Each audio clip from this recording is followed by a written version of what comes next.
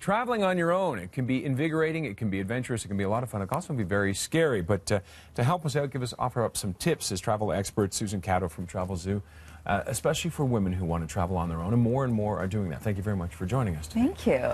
What is the biggest concern, obviously, for women who are traveling on their own? Well, Travelzoo did a survey, a global survey, to find out what inspires people to travel and what keeps people from traveling solo. And for women, there were really three concerns. Number one, unsurprisingly, is safety, with more than 50% of women saying that was a worry for them. And number two is loneliness. Fear of eating alone, for example, was something that a lot of women mentioned. Yep. And then finally, there's cost. You know, the dreaded solo supplement that Which is a killer in some yeah, of those that terms. is a killer.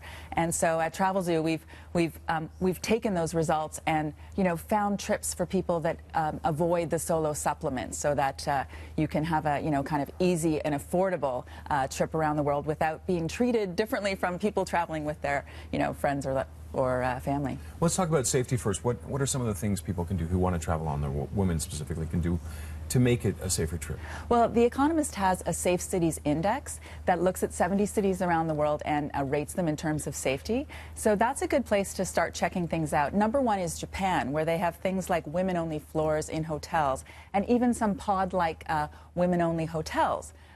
You can also register at the Government of Canada website, register your itinerary. And that way, people know where you are. If there's a crisis in the country, the government can help you get out. Obviously, you want to let everyone know where you're going.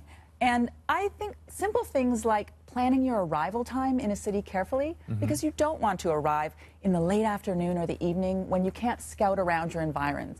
I mean, I was in Mexico City once on my own. I arrived quite late, and I felt quite trapped in my room because I didn't know anything about the area around my hotel. So next time I would arrive in the morning, scout out the area, see where I felt safe.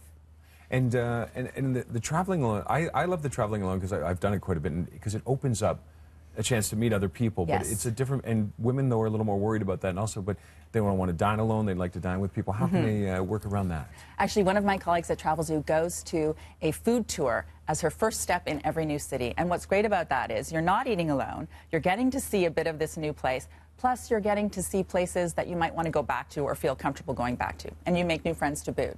Plus you get all the new cuisine. So that is a fantastic way to avoid eating alone. There's also apps where you can, meet up with people who travel alone. You can find communal tables in a lot of restaurants. And worst case scenario, just take a seat at the bar and you'll usually be very well taken care of.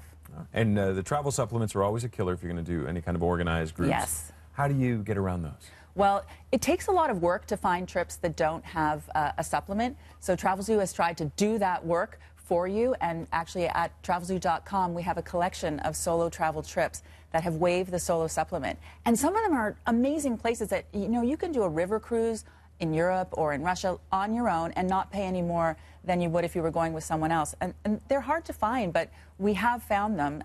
You can go to Africa, and there's even trips really close to home in British Columbia. You can go on a cycling tour.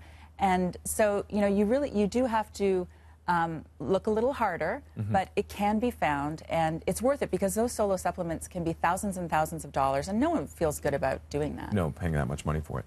What's your favorite place to go to as a solo traveler? Well, I actually really love Mexico City, and it wouldn't be on the top of anyone's safety list, but what I liked about it was because I was on my own, I could do exactly what I wanted, and I got to see, that kind of Aztec and Mayan ruins and the museums for hours, and no one I know would have wanted to do that with me. So that's one of my favorite things, is the solo travel. You do what you want. It is the nice thing, and, and not as many safety concerns as you would have expected in Mexico City? No, I actually felt quite safe once I got the lay of the land and walked around a bit, yeah.